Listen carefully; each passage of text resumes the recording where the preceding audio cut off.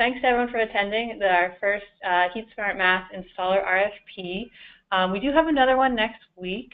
The content should largely be the same, so once you've attended this one, you don't need to feel obligated to come to the second one, but if you have other people from your company that you'd like to send, or even if you yourself have some more questions you want to get into, please join that webinar next week on the 15th. So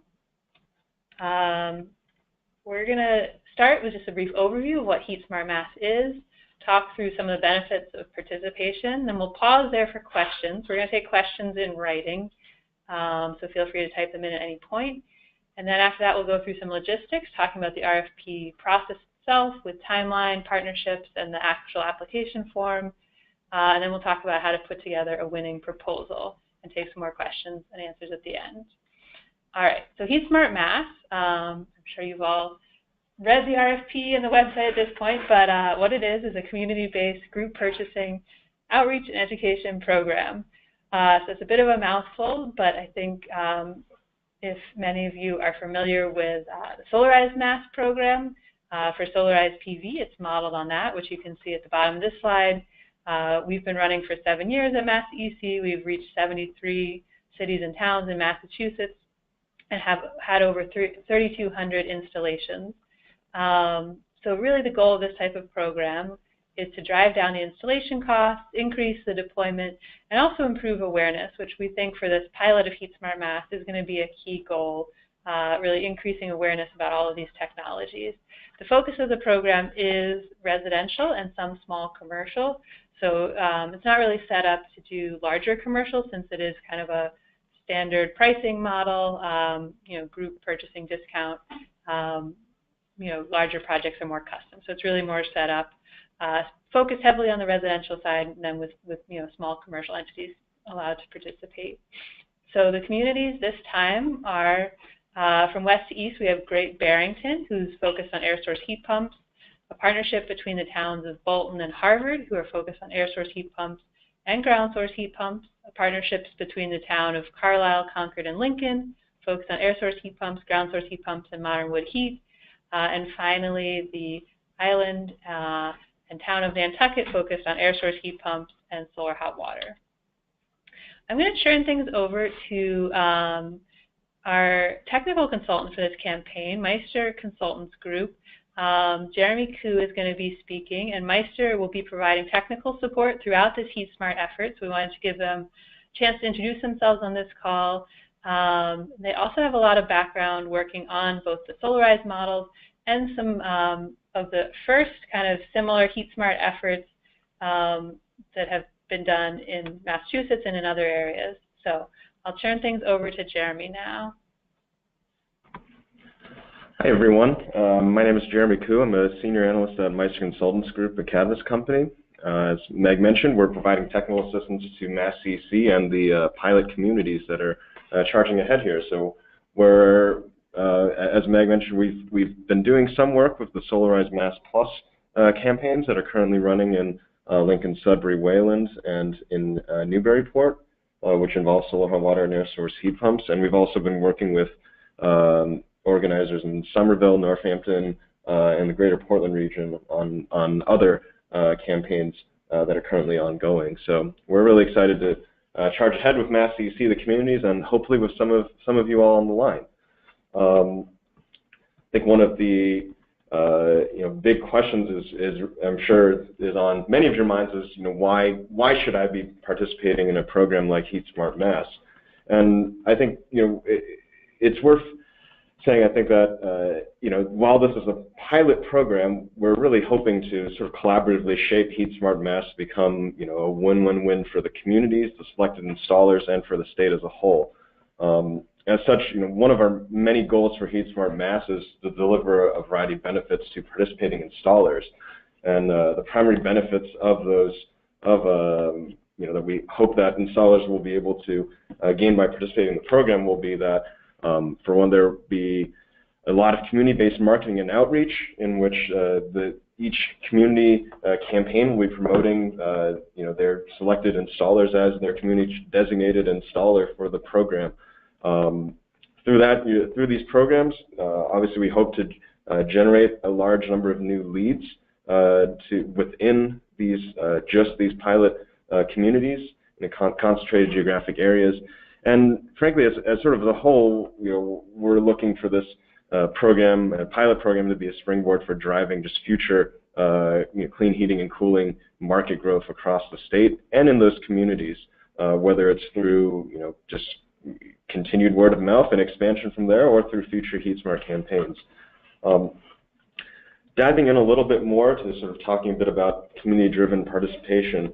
Some of these benefits include grassroots promotion, where community volunteers and the materials that they promote will be promoting the selected firms as their community's trusted technology installers. And so it means your logos on marketing materials and website, direct promotion of the quality of your work through word of mouth and other marketing outreach activities by community volunteers. There will be greater opportunity to engage directly with customers. Part of these campaigns will include Meet the Installer workshops that will give you the opportunity to speak face-to-face with interested customers and encourage them to sign up to work with your company. And frankly, we also hope that after these campaigns are completed, that there will be a lasting effect on these communities. And as homeowners who participate in this program speak with friends and neighbors, we hope that they'll also sort of encourage them to continue pursuing clean heating and cooling in the future, and drive continued business interest and and recognition for your company's work after the end of these campaigns. With regard to customer leads, I think in particular, one of the things that we're hoping is to concentrate a lot of these new leads in just pilot communities, which will give you a lot of flexibility as well as the selected installer to be more efficient in coordinating, scheduling your site assessments and your installations, and in order to sort of deliver more efficient service to your customers, and hopefully be able to pass some of that on to interested residents and businesses. And also, as noted in the RFP, communities are expecting to only select one installer or team of installers for each technology that they are using in their promoting in their communities. So, while there's certainly nothing stopping residents in those communities from going outside of the program, the selected installers for the program will have the first crack at any leads that come through. And frankly, this all needs to, I guess, be contextualized in the Mass Commonwealth and Mass CEC's goals for driving broader market growth across the clean heating and cooling sector. And we hope that, while again this is a pilot round, we're hoping that participating installers will be really well positioned for future HeatSmart campaigns, and also to help serve continuing market growth across pilot communities and around the state. Certainly, as we've seen with Solarize Mass, if this initial round of pilots are successful, Mass CEC may consider running these campaigns across the state in future years. Just for reference, Solarize Mass similarly started with, I believe, 4 communities in 2011, and since then, another 60, 70 communities have run campaigns, and that's led to over 32 new solar PV installations. So we're hoping to see similar success and expansion of the HeatSmart Mass program, similar to the Solarize program. And this again, in talking about lasting effects, previous Solarize campaigns have driven continued interest in the communities in solar PV even after the campaign is concluded. And we're hoping to have a similar effect with these HeatSmart campaigns, particularly given that the awareness of these technologies, I think, tends to be a little bit lower than solar PV. I'm going to pause there and turn things back over to Meg, and also to you all if you have any questions up front on sort of our high-level goals and interests with this program. Thanks, Jeremy. And again, I apologize to everyone a second time. It sounds like there was some issues having the slideshow, but I think they should all be working now. So we're going to take questions in written form, like I said. So if people want to shoot them over, like Jeremy said, we'll just take goals on kind of the upfront we'll take questions on the upfront goals as well as the benefits to installers in participation, and then we'll go through the logistics. I don't see anyone typing in questions at this time, so I'm going to go ahead and jump into the next part, and then I imagine you'll all have some questions after that. So kind of start off with some timeline here. The RFP was released Monday, November 20th. We're having this webinar today. We're going to have another webinar next Friday from 1 to 2. Written questions are due the following Monday. We'll post answers to all of those by the end of that week, the 22nd, and then we're looking for everyone's proposals to come in by January 5th at midnight. And so from there, once your proposals are submitted, kind of the next steps are partnership between the communities, the volunteers there, and the municipal employees, along with Meister, who was just talking, and then us at Mass DEC will review the proposals and score them in early January, and then select some installers to bring in for interviews in each of the communities in mid-January. Hoping to announce the selected installer by early February, so that kind of we can spend February getting everything, all the planning finalized, and then hopefully launch the public customer sign-up period by the end of February. In that customer sign-up period, we typically start with a kind of meet the installer night, which is maybe held at a local high school, a chance for the volunteers and Mass DEC to introduce ourselves, but also introduce you, the installer, and you're kind of the star of the show that night and getting to meet some interested residents. And that will kind of kick things off. And that customer sign-up period we anticipate running through the end of July. And that's just the time to get people contracted at those kind of rates that you're quoting. And then we ask that every project is done within a year. I imagine some of the projects will be done a lot quicker than a year, but we ask that all projects are done within a year of contracting. So that's the timeline. Next, I want to talk a little bit about partnership options. This is a little different than what we've done for some Solarize, and I anticipate it might be a little bit confusing, so I want to just walk through it here. You are welcome to submit a solo proposal, so for just your company, and if you're applying for Great Barrington that just is doing air source heat pump, that you could be one company to do the whole campaign. What you are saying if you do a solo proposal is that your company has enough capacity you think to be the sole installer for that technology. So for whatever your technology is, you think you have the capacity to kind of meet the demand coming out of this type of campaign.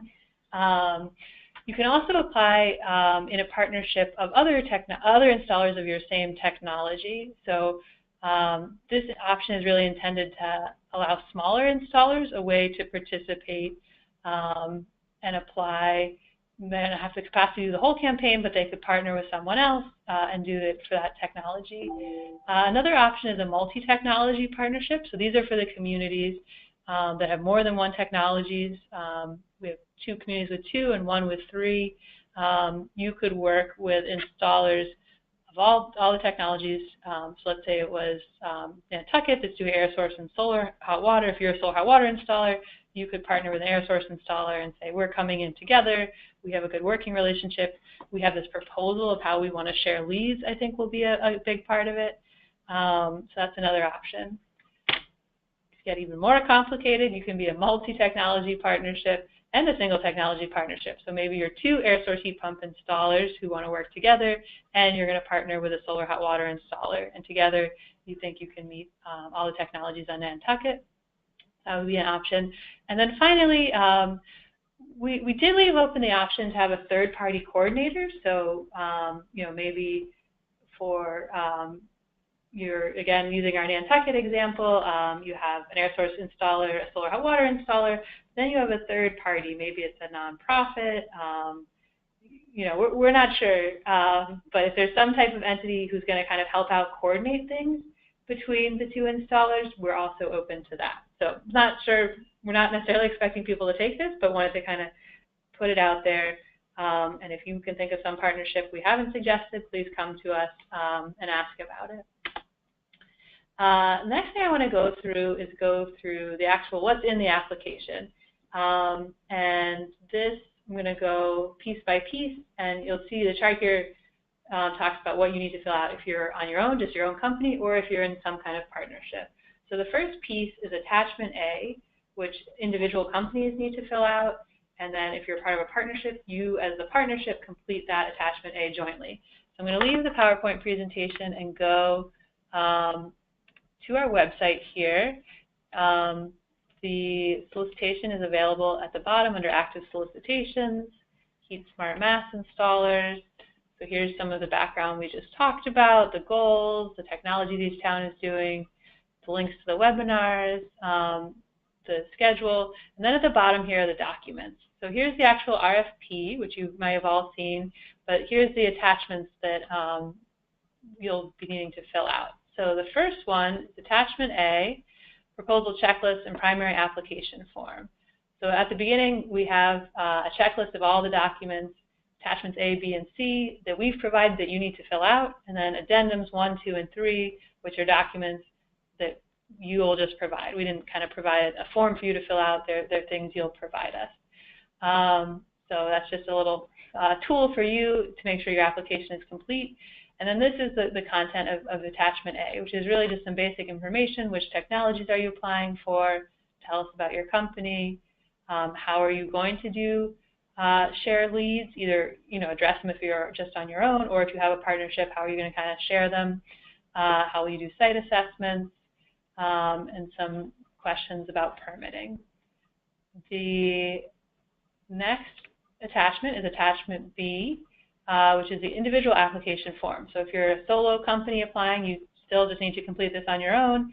If you're a partnership applying, each company would need to complete it individually. So attachment B is here, the individual application form. So again, either every company that applies needs to complete this on their own, whether or not you're part of a partnership. And that involves signing this document. This is kind of our signature and acceptance form. And then the content of attachment B is really some specific information about your company, how much staff you could dedicate to this effort, your particular experience with some references, and then some questions. Some of these are optional, but if you want to talk about financing for your customers, what subcontractors you'd work with, and then some questions at the end. Like I said, this campaign is going to be focused on residential and commercial projects. Oh, sorry, residential and small commercial. So, a lot of that may be single-family residential, but we asked some, it could be 2, 3, 4-unit buildings. What's your comfort and experience working with condo owners, small building owners, and small commercial. So that's attachment B. Attachment C is the pricing, cost data, and equipment form. So again, each company that's applying needs to complete this individually, whether or not you're part of a partnership. This is an Excel document. And I'm going to open each technology looks a little different. You just need to fill out the tabs that are relevant to your technology. So the first here is solar hot water. You would fill out the first 2 tabs. We're asking for kind of equipment that you would install, and then the pricing that goes along with that equipment. The next tab for each technology talks about adders. So while the first tab, you kind of give your standard pricing. This is the model number, this is how much I would charge for it. The second tab allows you, and there's some assumptions up here in the text. We don't need to go into the details, but there's assumptions about in the standard system, you can make these standard assumptions.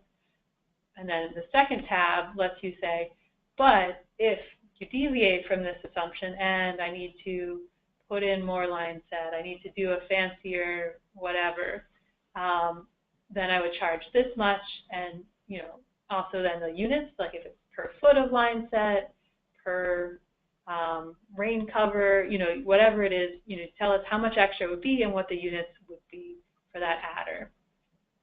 So yeah, for each technology, that's what we're looking for. We're looking for kind of a standard fixed price. This is baseline system, this much capacity, here's how much it's going to cost, and then a chance to say, and then these would be the adders. And the goal, this is really kind of a key part of this HeatSmart campaign, is to offer communities the chance to work with you, an installer who's been vetted by their community members, and then who's offering them kind of a standard price. You know, they don't feel like they need to negotiate or get a bunch of quotes because they know you're offering them a standard price, and it's a discounted price because there's all these leads coming to you through this campaign. I'm going to go on now to talk about some of the addendums. So these are documents where they're not forms that we're giving you, but just things we're asking you to provide. And these are all we're asking from each company to provide these individually. So the first one is a template customer contract. So this is, you know, you send us what it looks like when you sign a contract with a customer. Addendum 2 is sample marketing materials. So this is anything you have, if it's content on your website, an email newsletter you send out, flyers, anything you have that you use to kind of get the word out about your company. You know, please share that here. And then finally, resumes and licenses. So anyone you think would be a kind of a core member of the team, if you could share their resume and any relevant licenses for them. So that's what actually is going to make up the application. Now I'm going to talk about how these applications will be evaluated. So these are the criteria that are in the RFP. In the RFP itself, there's some more kind of details about what we mean by each of these, and I'll kind of go over them one by one here. The first is overall quality and value, just kind of the proposal, how strong is it, what's the partnership potential with the community. And then the second is experience, kind of your company's degree of experience with this technology, with installations. And I think I just want to pause on these first two and emphasize, you know, that this is really not a race to the bottom. And I'm saying that we've heard some installers are concerned with this type of model. You know, it is important to us to get discounted pricing. Saving customers money is a big piece of the goal. But we're not just looking for the cheapest bid here. We're not just saying who can do this the cheapest, doesn't matter if they're going to do a bad job, we just want the cheapest price. That's not what we're saying here. In solarized communities, they've found that customer satisfaction and also kind of a local presence are at least as important, if not more important, than the price that gets offered. The next one is outreach plan. So this is, you know, it's really going to be the communities who are kind of on the ground doing outreach, making connections with people. But we want to know how you'll collaborate with them and support that effort. And I think one thing you can do here is each community's marketing proposal is online, and you know, I think if you take the time to read it and respond directly to what they've written, you know, that will show you really do want to work kind of individually with these communities, which is tied into the next one, which is collaboration. And then implementation, kind of your ability to provide timely and quality customer service and installations is important. The next one is price structure. So this is different than price competitiveness, which is next, but price structure is just, you know, kind of what we were talking about creating standard pricing and then adders. You know, have you really put together a price structure that's pretty clear and should be relatively straightforward to understand and explain while being comprehensive to all your needs, obviously. And then the last one is price, or not the last one, the penultimate is price competitiveness, which is how does your price compare to statewide averages. And you'll see in the RFP, we provided some statewide averages for fiscal year 17 for Mass DC's rebate programs for these technologies. We know that pricing on these technologies as compared to solar, where there's like a price per watt is a pretty standard unit, there's not kind of that one number to point to for these technologies. So you'll see what we put in the RFP for each of your technologies to compare against. You know, if you have other benchmarks you think we should be looking at, you can feel free to mention that. But we know it's not as clear a fit, but at the same time, that is an important thing we're trying to achieve here for the communities, is kind of a standard communication about pricing. And then finally, we have community-specific evaluation criteria. So I encourage you to go look in the RFP and see what the community you're interested in has put as some of their specific evaluation criteria.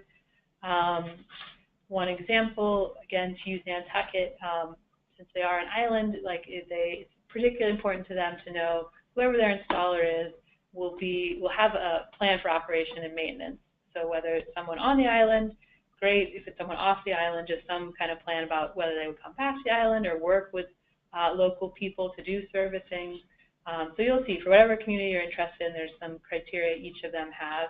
And I would urge you to pay attention to them because really it's the communities who are the decision makers. So Mass CEC and Meister Consultants Group will participate in that process with them, but it's really, at the end of the day, kind of going to be driven by the community volunteers and town members to pick who they think is the right fit for them. So I'd look at what they put here, and I would also just kind of think overall as you're framing your whole proposal, you know, you're trying to have clear communication with you know, an audience of volunteers and municipal employees who feel passionately about, you know, kind of the opportunities to reduce greenhouse gas impacts, and at the same time really do care. You know, these are their neighbors and friends, so they really care to know that you're going to do kind of a good quality job and you're someone that they can trust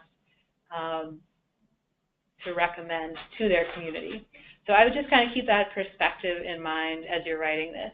Yes, Mass DEC will read it, but really the decision maker on this is a team of community volunteers and municipal employees. So that's everything we have. I know we're running a little short. I think we have about 15 minutes for questions, again, because we started late, so I apologize for that. So I'm just going to pop out and see what questions we have here. All right.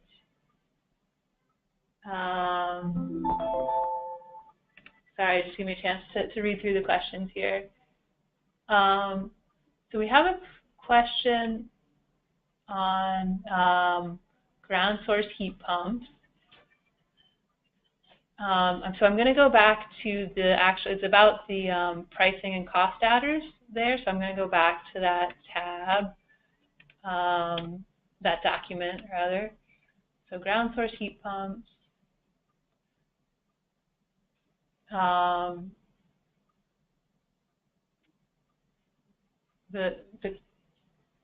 Here, I'm going to turn this over to my colleague Leslie Nash, who's with me and works on our ground source heat pump program.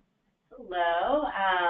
So specifically the question was getting a little bit more confirmation around tab 5 of this Excel sheet that we're looking at for vertical closed loop systems. As you can see in row 8, the base system equipment says that a vertical closed loop system is kind of the standard we're looking at for base price here would be 2 boreholes, 1 U-bend borehole, 600 feet of well depth for closed loop systems, and 50 feet of casing. The question was about if the 600 feet is per borehole or total. That is a good question. I believe our intention for that one would be total, but again, it's, you know, this is just the base, so if that's not something that you think is achievable, feel free to submit a written comment or question, and we'll let you know, but I believe that's the total. I mean, wait, did I say total or each? Total. You said total. Total, sorry. So good. 600 make sure feet, I said the right thing. 600 feet total, so, you know, probably 300 feet each. Right. And this is a good point for everyone. We put together some standard assumptions. We'd ask everyone to stick to them to the extent possible so we can, the communities can compare apples to apples between the two. If you really have an issue, you feel like this isn't a standard assumption, you can, we'd ask you to submit a question to us. And then if there's other assumptions you want to add, there's kind of this section in each equipment, in each technology, where you can add any notes about other standard assumptions that we might not have mentioned, but that you think are important. The next question we have is asking where the pricing exhibits are located. So I just want to run through that one more time because I know I did it pretty quickly the first time. So Mass CEC, actually, we just redid our website a little bit. If you go to our homepage, masscec.com, and then scroll down to the bottom, there's a link for active solicitations, which will bring you to this list, and then we're the third one on the list, HeatSmart Mass Installers And this page has all the information, including each of the attachments. And we can send this around. You'll all get an email from us after this webinar, and we can send around this link just to make sure everyone has it. Next question, can we apply to cover certain towns only? Great question. Let me open up attachment A. The short answer is no. You can apply for multiple towns. So in this form here, you can mark an X next to any of the communities for which you're either as an individual company or as a partnership interested in applying. So if you wanted, each of these towns has air source, you could apply for all of them in air source. But then you'll see we ask a question after that. If you're applying for multiple communities, what's the maximum number of communities for which this partnership or installer could actually serve? And I think we'll get in, there's a little more also in attachment B. At the top of that attachment, it asks about staff you'd have available in terms of full-time equivalents to help do these activities. So yes, you can apply for any of these communities, any of these technologies that you want. And then we may just ask kind of what your capacity would be to really do all of those. So apply away. The next question is, when it comes to statewide averages, do we consider differences in brands? So the short answer is no. The numbers we put in there are just taken from our rebate programs across all technologies. We obviously have that information, so we can provide it to the communities when they're doing the review of the technology. How does this compare to the typical price on this brand? But I think we are interested in kind of driving down overall costs. So we wanted to just put together, what's the average price we're seeing for this technology, not looking at the brand. Then we have a question, is there a minimum number of installations? So I'm going to answer this question, but then please write in if I'm not kind of answering what you're asking. What I think you're asking is, like, are there kind of guaranteed to be a minimum number of installations coming out of this effort? And the short answer is no.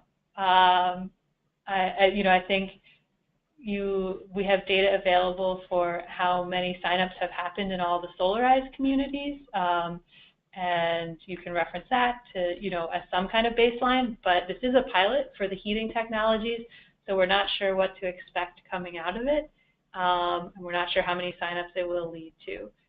We hope that it will kind of be similar to some of the solarized numbers we've seen in terms of number of systems, but we're going to find out. Does all the equipment need to be able to have a mass CEC rebate?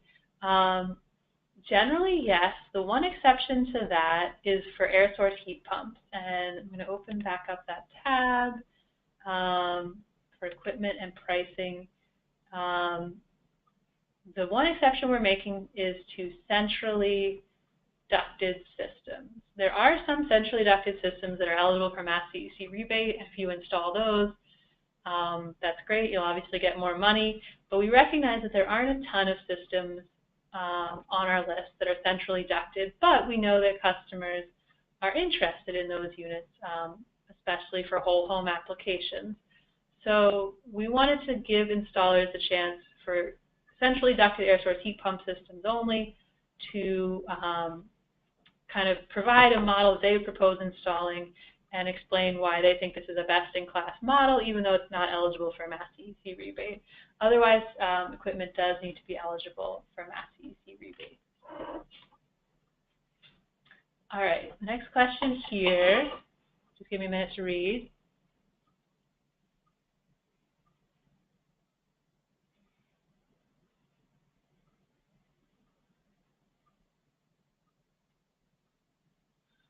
So the next question we have is going back to this question about kind of how important the discounting is.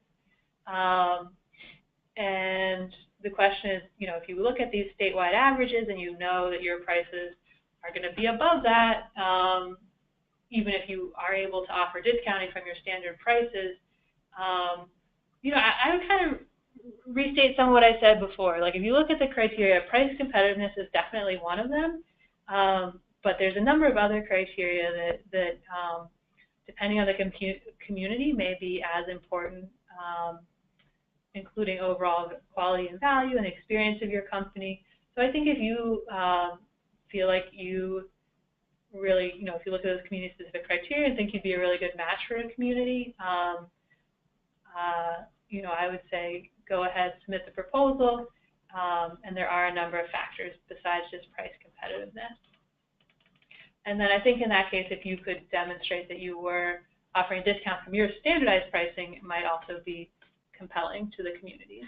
Yes, it's above the statewide average, but there is a discount. So that would be my answer to that.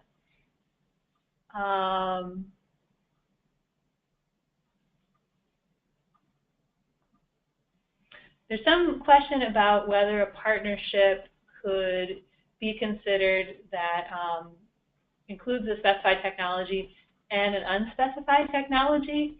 So an example of that might be Great Barrington just did air source heat pumps, but what if you were to say, I'm an air source installer and I'm going to partner with a ground source installer for Great Barrington? I would probably not encourage that. This is each of the communities in their process got to pick which technologies they were interested in promoting. So I think the technologies you see here are the ones that the communities are kind of excited and ready to promote. So if there was another technology that wasn't on the list, you might not have the benefit of those volunteers kind of being up and running, ready to promote that technology. At the same time, we do ask the question, and I'm forgetting for sure if it's an attachment, I think here it is an attachment B, about your company, if you offer any additional services for additional technologies, including other clean heating and cooling technologies. So in that case, if you were an air source installer and you did ground source and you wanted to mention that as an option, you could do that. I think you could also mention here, like, I'm an air source installer, I have a partnership with a ground source installer that I can reference leads to if people in the community are interested, but I just wouldn't have a ground source installer bother filling out the application, filling out the pricing and cost adders. So I think, please mention if you have that relationship, and you can talk about it in, with the community, but I don't think they need to fill out the actual application.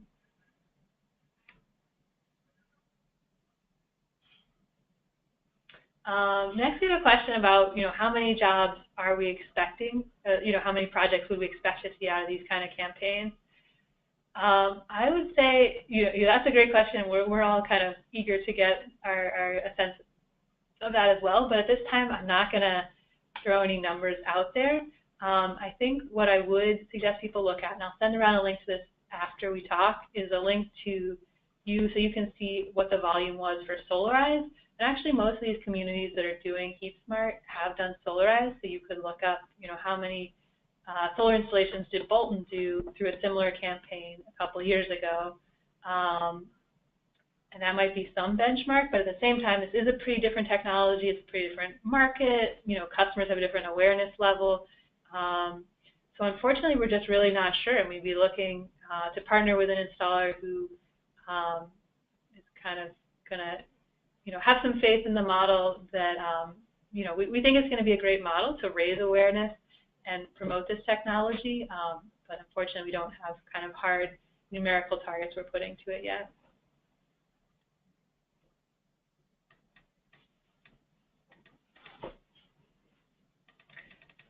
A couple more questions about the statewide averages. Those are in the RFP, so I'm just going to pull them up quickly since we're getting a couple questions on it.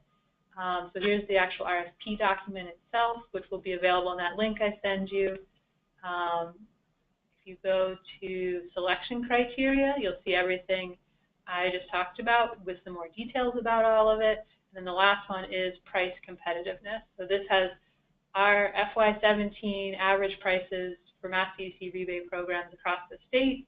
And like I said, if you look at this and you say, my prices are higher than this, even if I discount them, I don't think don't feel discouraged from applying. Go ahead, apply, explain what the discount would be from your standard pricing, And then, I'd say really kind of sell your company on the kind of the quality you can offer, the benefits you can offer. And, these are, community members are going to want their neighbors to have good quality jobs. But at the same time, we have another question, saying the application states the percent below the state average would be weighed. So it will be a criteria. It's not a requirement. You don't have to be below the state average. But, so maybe we could reword that and think of it just as, the prices relative to the state average will be one of the selection criteria.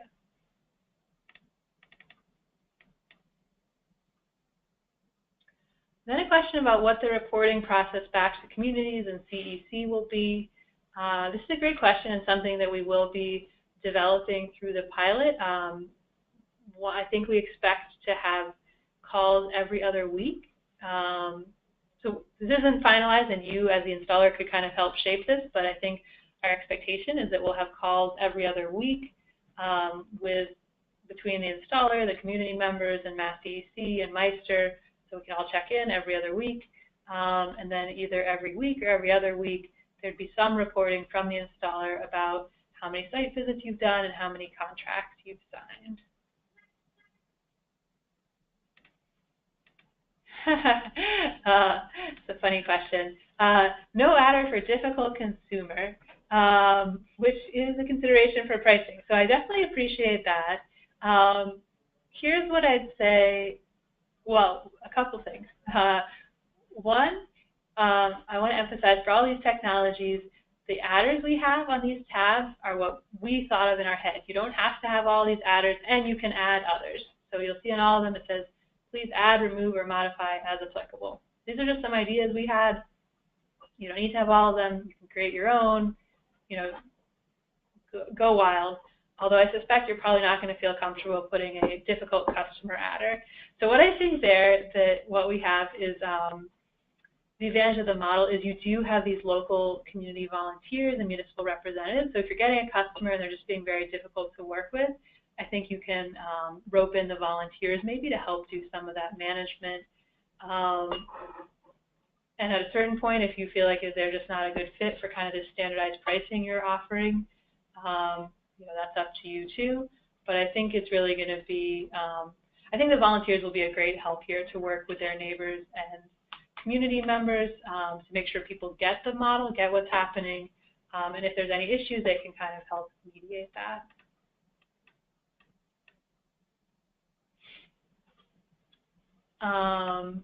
And then another question about the adders, like I said, please feel free, add, remove, or modify. If you see something that's crucial that's not on here, please add it.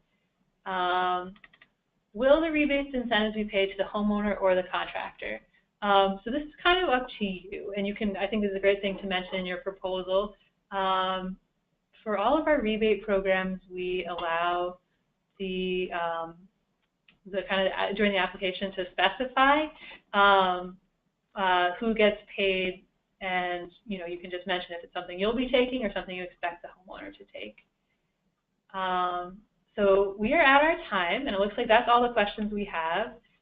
You will get a follow-up email from us, and we ask if you have any more, please continue to submit them to HeatSmartMass@masscec.com. And if there's anyone else from your company who wants to know about this, or if you yourself have thought of some more questions, you can join us again next Friday the 15th, and hopefully we'll start right on time, smooth technical, no glitches. So thanks everyone for your patience today, and I'm really excited to kind of see what comes out of this.